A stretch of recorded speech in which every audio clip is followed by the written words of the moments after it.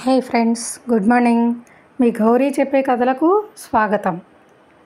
మరి నిన్న మనం భరతుడు అయోధ్య చేరుకోవటం, ఆ భరతునికి తను చేసిందేదో ఘనకార్యం అన్నట్లుగా కైక తను చేసిందంతా చెప్పి, నీకోసమే కుమారా చేసింది, నువ్వు ఇంకా రాజువుగా, ఈ అయోధ్య అంతా నీదే అంటూ చెప్పడం విని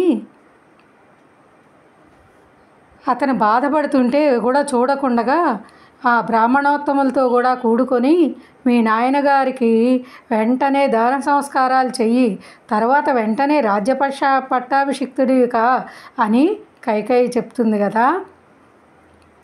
అప్పుడు భరతుడు అదంతా విని తండ్రి చనిపోయినట్లు, రామలక్ష్మణుల అరణ్యాలకు వెళ్ళినట్లు విన్నంతనే భరతుడు మహా దుఃఖంలో మునిగిపోయాటండి. తండ్రి లాంటి అన్నని తండ్రిని కూడా పోగొట్టుకొని అల్లాడుతున్న నాకు ఇక ఇక్కడ రాజ్యంతో పనేముంది, నువ్వు దశరథ మహారాజును చంపావు, రాముణ్ణేమో తాపసుణ్ణి చేసి అడవికి పంపావు, పుండు మీద కారం చల్లినట్లు నా దుఃఖంపై దుఃఖం కలిగించావు, మా వంశాన్ని నశింపజేయడానికి వచ్చిన కాళరాత్రిలా ఉన్నావు నువ్వు. మా నాయనగారు దశరథ మహారాజు నీవు నిప్పు అని తెలియక నిన్ను కౌగిలించుకొని ఇప్పుడు నశించిపోయాడు.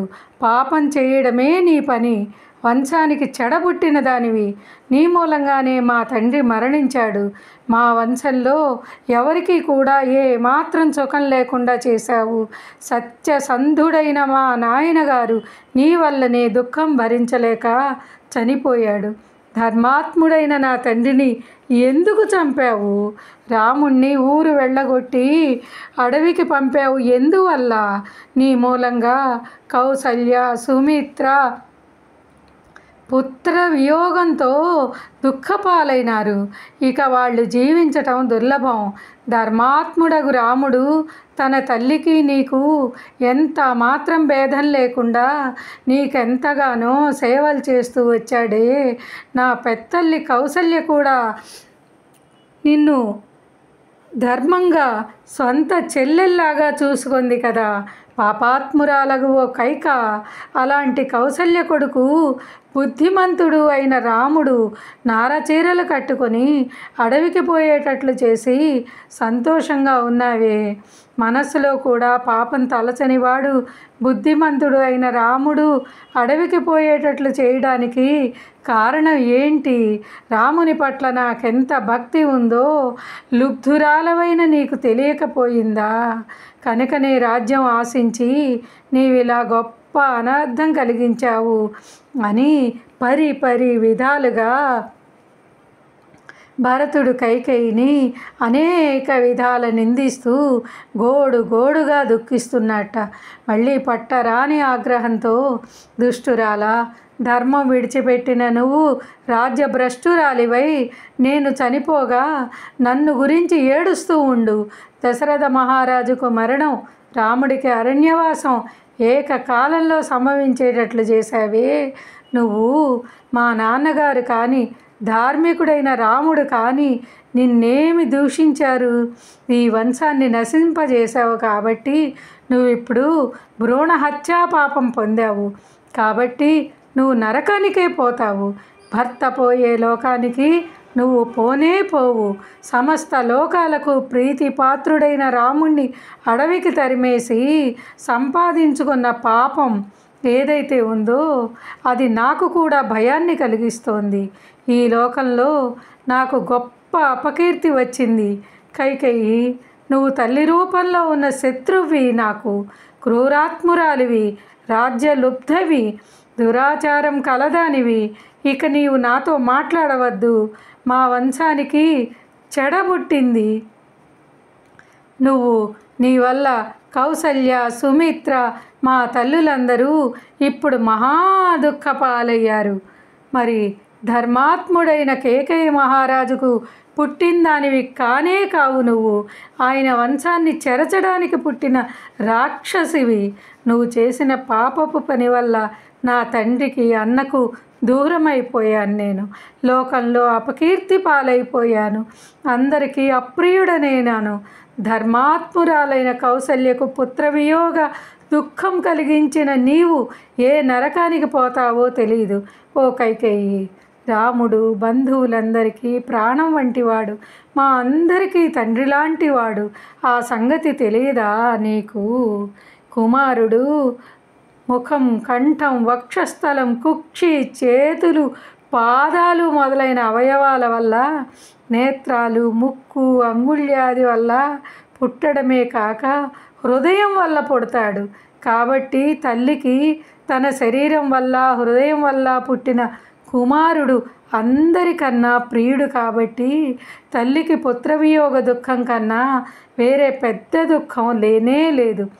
పూర్వం ఒకప్పుడు దేవతలచే పూజింపబడే కామధేనువు భూమిలో నాగలి దున్నుతూ అలసిపోయి మూర్ఛపోయిన తన కుమారులైన వృషభాదులను చూసి దుఃఖంతో కన్నీరు కార్చింది. పెద్ద పెట్టున రోదనం చేసింది. అప్పుడు కిందగా పోతున్న దేవేంద్రుడి శరీరంపై ఆ కామధేనువు కన్నీటి చుక్కలు పడ్డాయిట. ఇంద్రుడు నాలుగు పక్కలా చూశాట. కామధేనువు దుఃఖంతో రోదనం చేస్తూ ఉండటం చూశాట. ఇంద్రులు చేతులు జోడించి, నీ దుఃఖానికి కారణం ఏంటి? మా దేవతలలో ఎవరికైనా మహాభయం సంభవించిందా అని అడిగాట.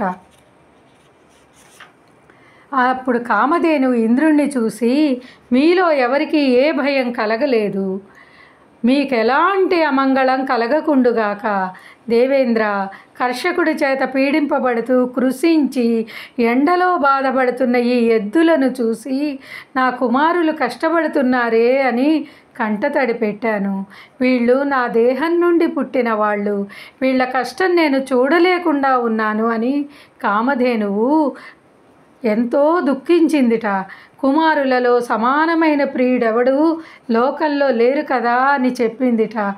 అప్పుడు ఇంద్రుడు, ఈ లోకమంతా వ్యాపించి ఉండే అనేక వేల మంది కుమారులు గల ఈ కామధేనువు ఇద్దరు కొడుకుల కష్టపడుతూ ఉండటం చూసి దుఃఖిస్తూ ఉందే, కాబట్టి కుమారుడి కన్నా ఎక్కువ ప్రియమైంది ఏదీ లేదు అని తనలో నిశ్చయించుకున్నాడు. కాబట్టి ఓ కైకేయి, అనేక మంది పుత్రులు గల కామధేనువే అలా దుఃఖించింది. ఇక రాముడొక్కడే పుత్రుడుగా గల కౌసల్య ఆ రాముణ్ణి విడిచి బతకడం దుర్లభం. పతివ్రత అయిన కౌసల్య ఒక్క కొడుకును అడవికి పంపి ఆమెను పుత్రహీనురాలిగా చేశావు. కాబట్టి నువ్వు ఈ లోకంలో పరలోకంలో కూడా ఎల్లప్పుడూ దుఃఖాన్ని అనుభవిస్తూ ఉండు.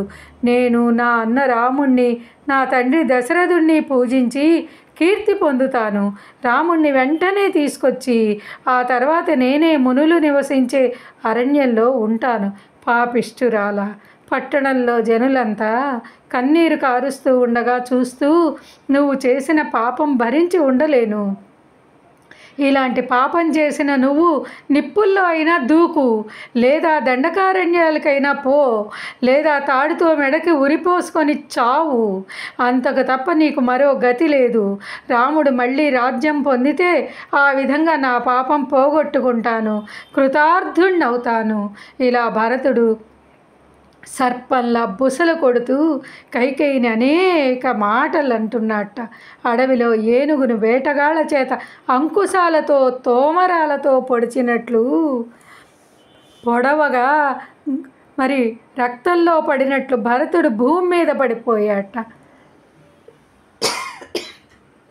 ఆయన కట్టు పట్టలు జారిపోయాయట. ఆభరణాలన్నీ కూడా చెదిరి పడిపోయాయట. కోపంతో కళ్ళు ఎర్రబారిపోయి అలా భరతుడు ఇంద్రధ్వజం కూలినట్లుగా నేల మీద కూలిపోయాట.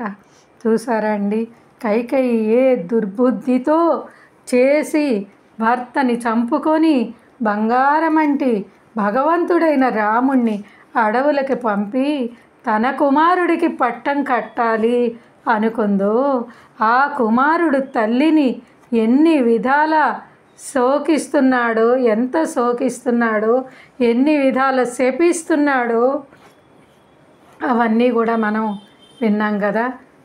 నిజమైన మానవుడెవరూ కూడా ఇంకొకడికి అన్యాయం చేసి వాడిది దోచుకొని ఆస్తిని అనుభవించాలని ఎవరు కూడా కోరుకోరు కదా.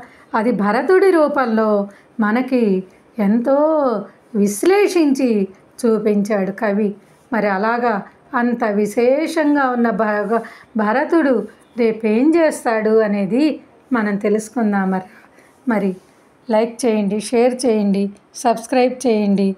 రేపు మళ్ళీ కలుసుకుందాం. మీ గౌరీ పూర్ణ. బాయ్.